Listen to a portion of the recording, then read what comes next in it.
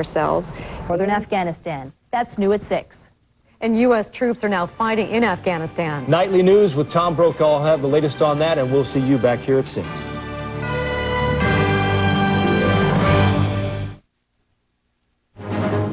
America strikes back. The American ground war is underway in Afghanistan tonight. Special operation forces in the southern part of that country. What's next?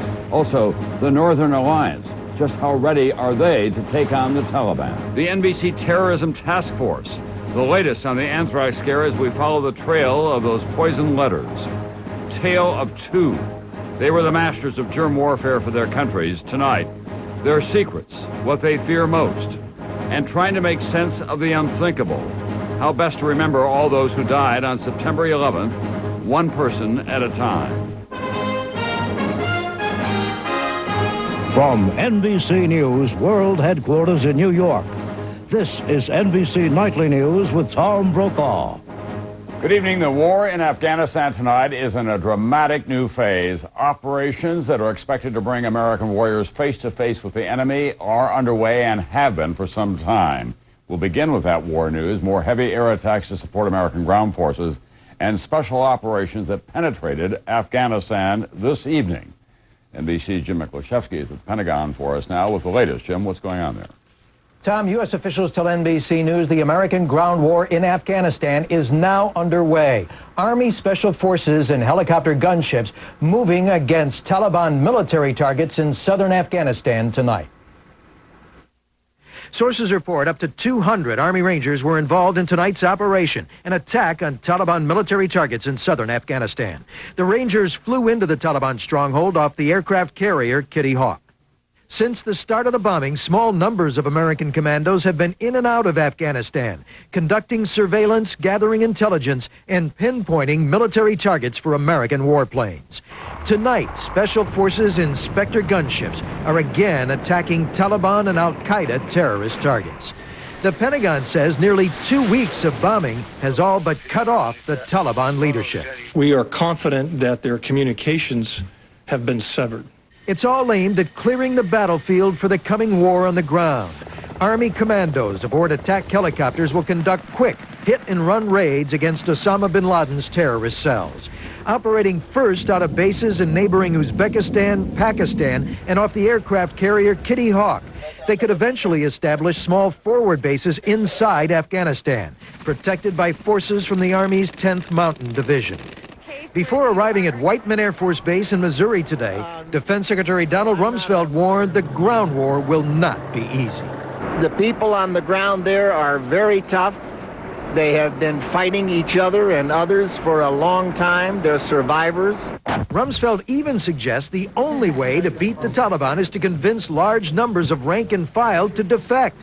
To do that, the U.S. is preparing to drop transistor radios to Taliban troops on the ground so they can pick up the latest American broadcast with the ominous message, "Surrender now and we will allow you to live." One Pentagon official says this operation tonight may have been an intelligence gathering mission intended to gather information on the Taliban military, and it's still not clear whether all the American commandos have returned safely to base. Tom? Thanks very much, NBC Jim Miklaszewski tonight. Now let's go directly to Afghanistan. NBC's Kerry Sanders is with the Northern Alliance in northern Afghanistan. Kerry, I understand that there's been some unusual activity around where you are tonight. There indeed has, Tom. There's been helicopters, or at least one, flying overhead. The reason that's unusual is the Northern Alliance only has about 5 helicopters, and none of them fly at night. They're old Russian helicopters, and they have to fly, the pilots have to fly by sight. They cannot fly at night. They don't have any of the instruments to do that. So when that helicopter flew over, everybody craned their neck up to see what we could see. Short time later, the Northern Alliance soldiers that are here were seemingly very excited, making "Yo, yes, helicopter, helicopter," and really inclined to believe that this may be a helicopter that came from Uzbekistan, a base there that either the U.S. or British forces may have flown in this area. Have you been hearing from the Northern Alliance that they expect to be working with the special forces in that part of Afghanistan?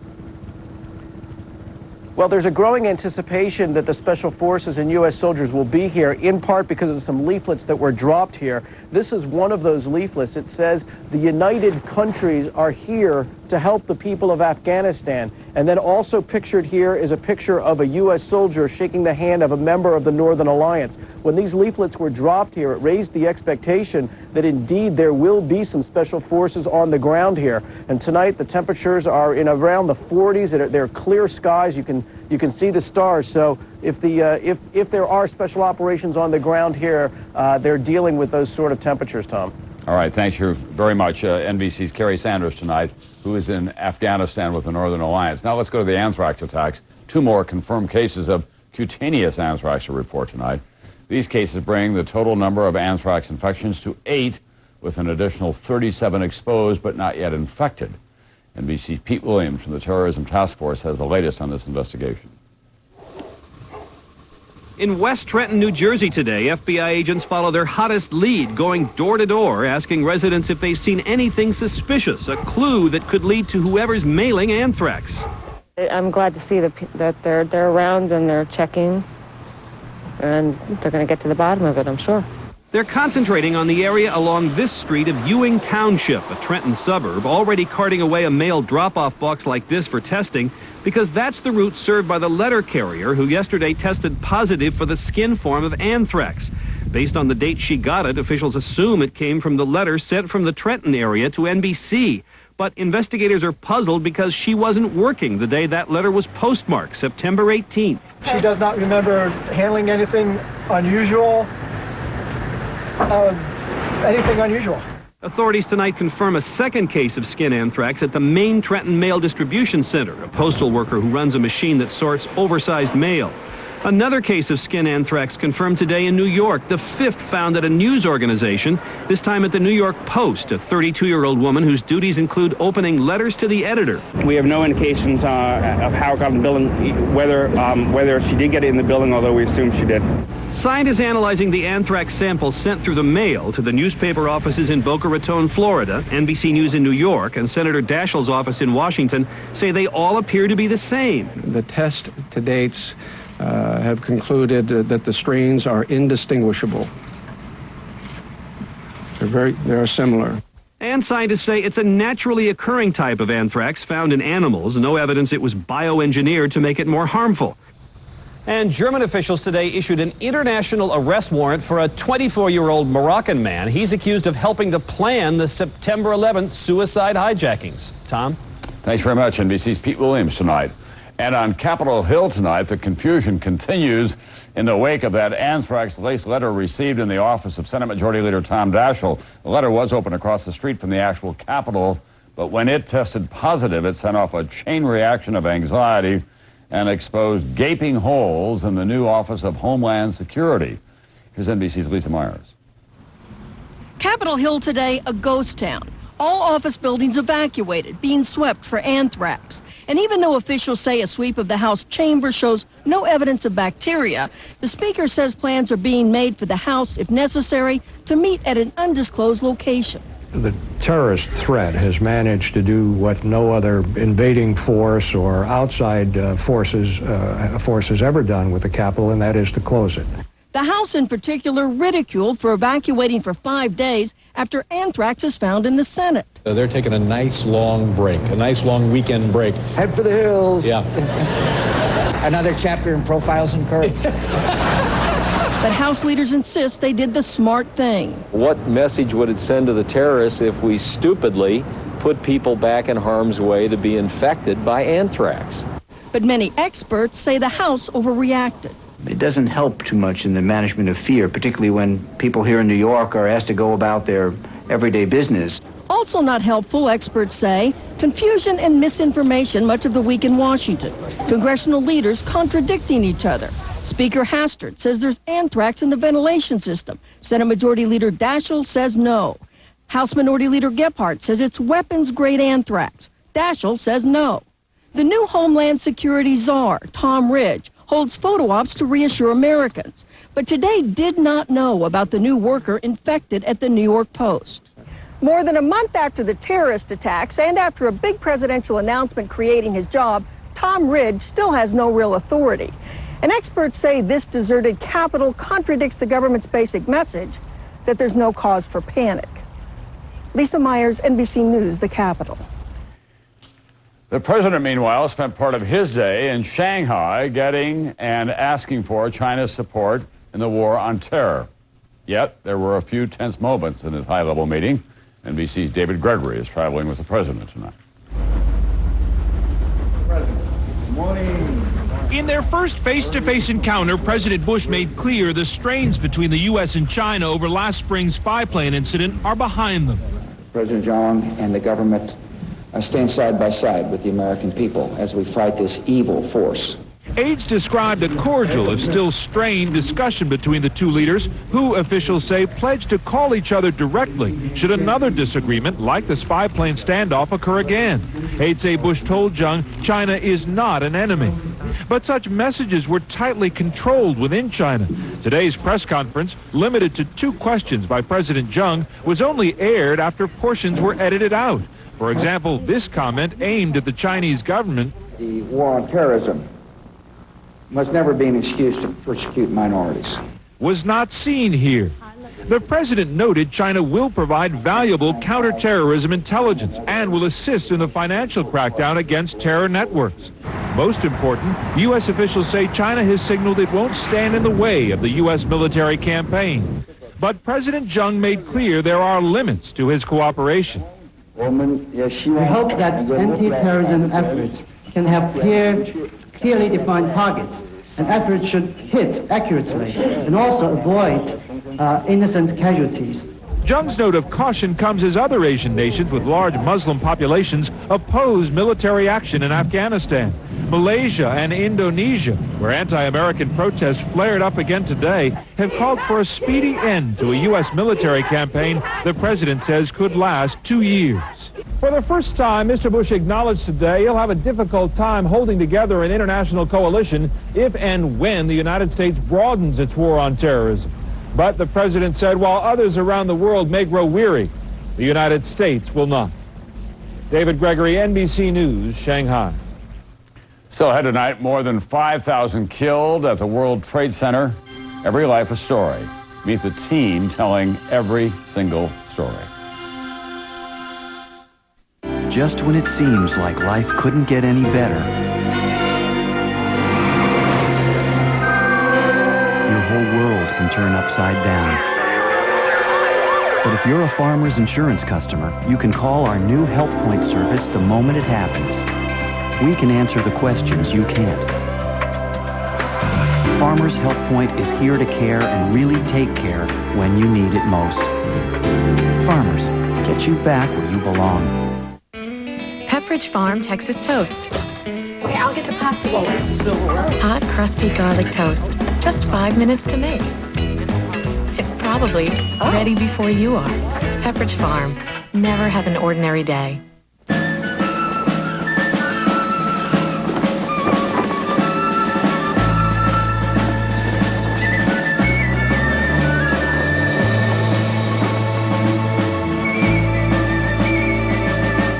Enter a new era of discovery at Bristol-Myers Squibb, where groundbreaking genetic research is underway. Winning the Tour de France was a victory for cancer medicines.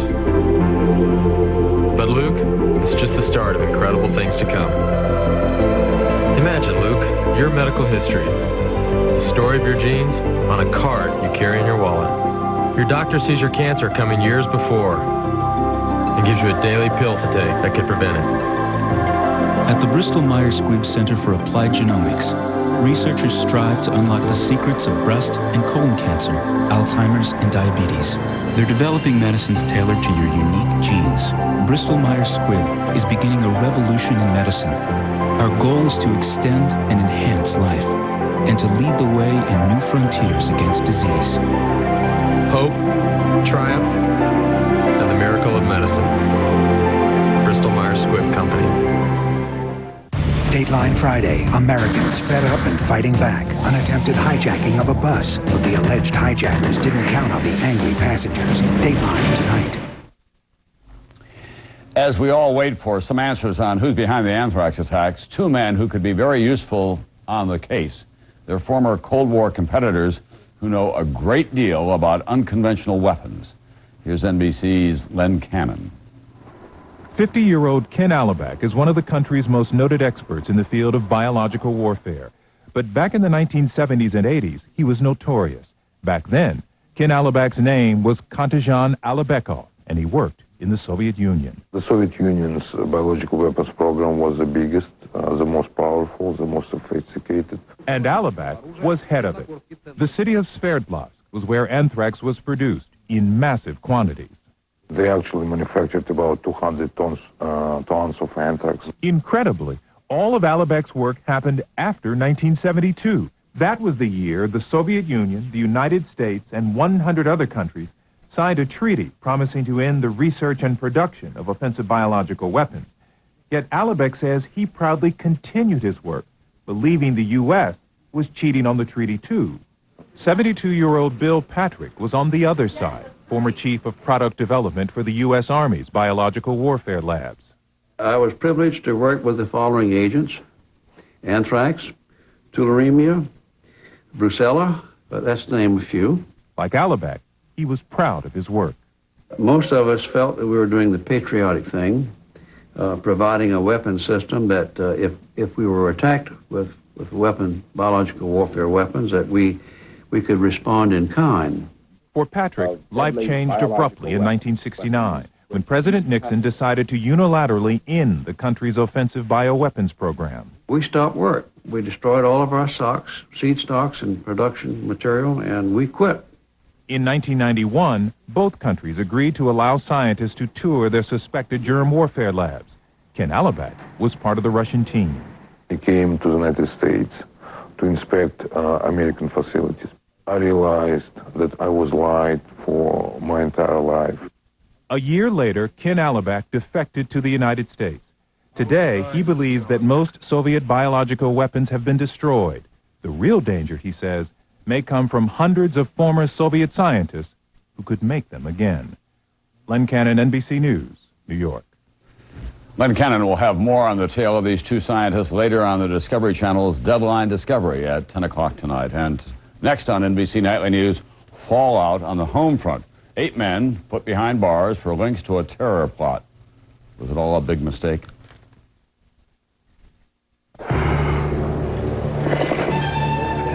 Heartburn? Give me a cold one.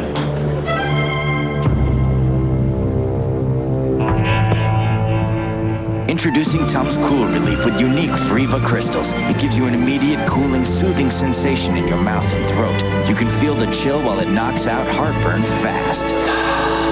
I could really use a cold one.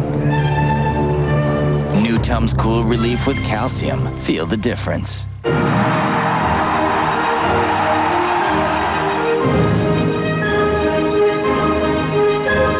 See who will be the first man to put his name on the Charles Schwab Cup, only on CNBC. You strive for perfection in the kitchen. Wield highly precise instruments. Test things 500,000 times. Work with tolerances of less than 1,000th of an inch. You could be making a Delta faucet. Precisely crafted and relentlessly refined, Delta faucets achieve perfection in the kitchen. Even if you can't. Delta, beautifully engineered. Pepperidge Farm Texas Toast. Okay, I'll get the pasta bowl.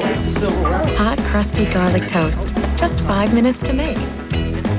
It's probably ready before you are. Pepperidge Farm. Never have an ordinary day. It was my grandson's birthday. He just turned 3. We're going to move him out of his crib and buy him a big boy bed. I was on chemo then, and I was exhausted. I said to the doctor, I need help. I'm on a mission. If you're a chemotherapy patient and feel tired and weak, you may be anemic. Ask your doctor about Procrit. Procrit is a natural way to regain red blood cells lost during chemotherapy. And more red blood cells can mean more strength. Oh, this is a great one. This is a good one. Procrit is proven and safe. In studies, only diarrhea and edema occurred more often with Procrit than placebo. Procrit is for patients with non-myeloid cancers. How do you like it up here now? Good. Call now. and learn how ProCrit can help you get back the strength you need. See? What'd I tell you? Your strength for living. He takes a lot of energy, but I never get tired of him.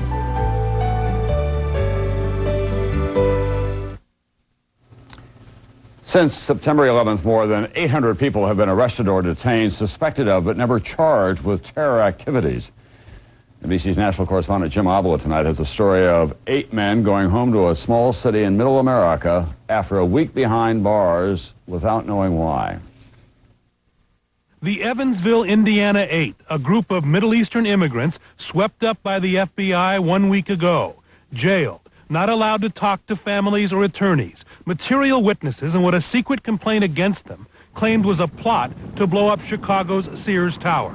Taken into custody after a tip from one of the suspects' wives, but never informed of what exactly the FBI suspected. I've never been told that I cannot discuss certain facts with my client, particularly when it is based on those facts he is being held in jail. At the center of the suspicions, this man, Tariq Al-Basti, born in Egypt, now a U.S. citizen, running a popular Evansville restaurant.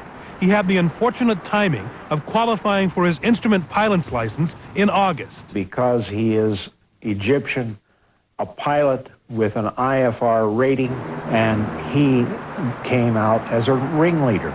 Today, just as quietly as they were detained, Tariq and his friends were released, uncharged, with apologies from the United States government. I think the public needs to be put at ease that no, that there was no plot against the Sears Tower.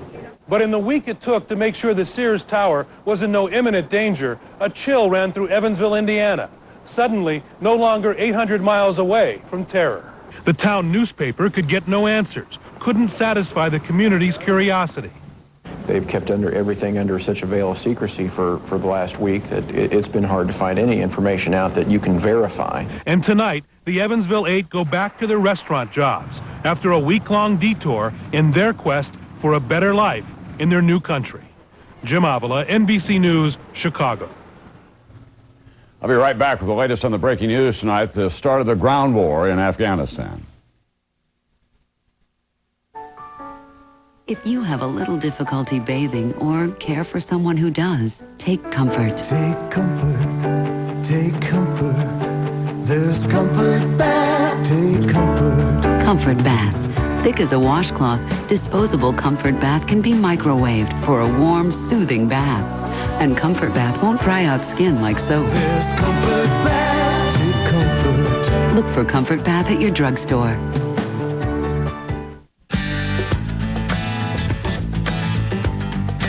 If you have osteoarthritis, you owe it to yourself to learn about Celebrex. Celebrex specifically targets only the COX-2 enzyme, a key source of arthritis pain. Celebrex relieves arthritis pain, plus inflammation and stiffness too. Celebrex should not be taken if you've had aspirin-sensitive asthma or allergic reactions due to aspirin or other arthritis medicines, or certain drugs called sulfonamides. In rare cases, serious stomach problems, such as bleeding, can occur without warning. Tell your doctor if you have kidney or liver problems. Powerful 24-hour relief from osteoarthritis pain, inflammation, and stiffness. Ask your doctor about Celebrex, the #1 selling brand of prescription arthritis medicine. New at 6. While thousands of refugees stream out of Afghanistan, 2 men from Northwest medical teams are trying to get in. 2 members from Northwest medical teams run into red tape and bad weather as they try to cross the border into northern Afghanistan. Tonight at 6 on News Channel 8, where the news comes first. It's the Founders Day sale at Emporium. Come in now and save 30 to 50% on famous brand fashions for your whole family. Our lowest prices of the season. Save 40 to 50% on men's Nordic fleece jackets and vests. Women's outerwear from London Fog and Cambridge gets 30% off. Save 40 to 50% on selected sweaters for women and children.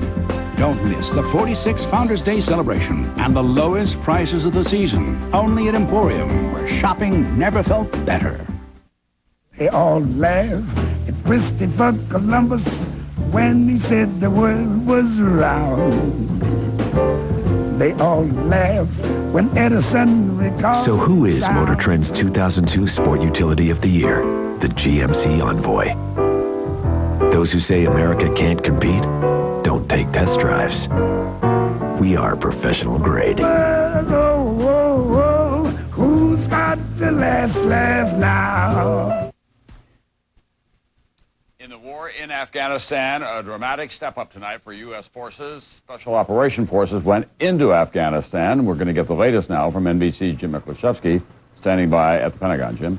Tom, U.S. officials tell us that somewhere between 100 and 200 Army Special Forces Rangers aboard helicopter gunships, in fact, did land in southern Afghanistan tonight, and were going after Taliban targets. According to Pentagon officials late tonight, they were not seeking out any Taliban leadership, but may, in fact, have been on an intelligence gathering mission to see exactly how the Taliban military would respond to that kind of ground attack by special forces.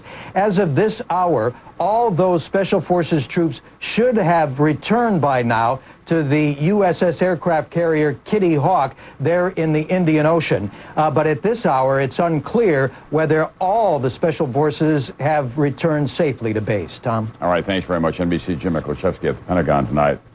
The terrorist attacks of September 11th so changed our world that we're still assessing the consequences, large and small. For example, how does a newspaper of record, the New York Times, record the deaths of so many people in human terms? Tonight, Wendell Jameson, Nicole Christian, and Janie Scott describe in their own words in an assignment unlike any other, giving life to every victim. The idea of how we were going to write them, the idea was to not write them in a traditional way, but the tone that Paige has taken on, the voice that Paige has taken on, sort of grew itself. As the oldest in a family of girls, Claudia Martinez Foster promised her parents she would always look after her 3 younger sisters. One of the ideas behind this was that the number is so numbing, it's just impossible to get your head around, that if you break it down into individuals, that gets under the crust that we build up on the outside in order to deal with the hugeness of the number. Rain or shine, Saturdays were always the same for Harry Goody III. He would wake up early, break out a can of wax for his silver and chrome mountain bike. Karen Elizabeth Hagerty threw a birthday party recently for her horse, Ricardo. A caterer brought a carrot cake in the shape of a horseshoe. I think what I came to quickly realize is that a lot of these stories, they hang on some of the very universal themes of life: love, happiness, religion, faith. Bill lived just north of Greenwich Village, and he loved sailing. He loved trees. He brought people with backyards trees for their birthdays. It's been as horrible for me as for most New Yorkers, and much less horrible for me than many New Yorkers. There is a redeeming thing in that you get to be doing something that seems like you're giving something back at a terrible time. Every puzzle piece of your life is represented by one of these people, and you can't help but put yourself in their shoes and in their family's shoes. Louis Anthony Williams wrote his wife the kinds of love letters that make women proud and bashful. Mornings did not pass without his sitting at his desk on the 66th floor of One World Trade Center and sending pages to his wife in a special code all their own. If Deborah Perkins Williams saw 381 come across her pager, she knew it was an I love you. And if Louis, 44, typed 3814 as he did Tuesday morning, she could almost hear his voice saying, I love you forever. Overall, in a much broader sense, forgetting September 11th for a moment and looking at the whole human race, there's something actually comforting about it, because you realize, gee, everyone really has something terrific that they bring to the table. Wendell Jameson, Nicole Christian, and Janie Scott of the New York Times tonight in their own words. That's Nightly News for this Friday. Don't forget Dateline tonight at 9, 8 Central, an update on ground combat operations. And on Meet the Press on Sunday, NBC's Tim Russert will have Joe Lieberman, Senator from Connecticut, and Senator John McCain from Arizona as his special guest. By then, we should know a lot more about these combat operations. Continuous updates, of course, on MSNBC on cable and MSNBC.com. I'm Tom Brokaw, and I'll see you Monday, if not before.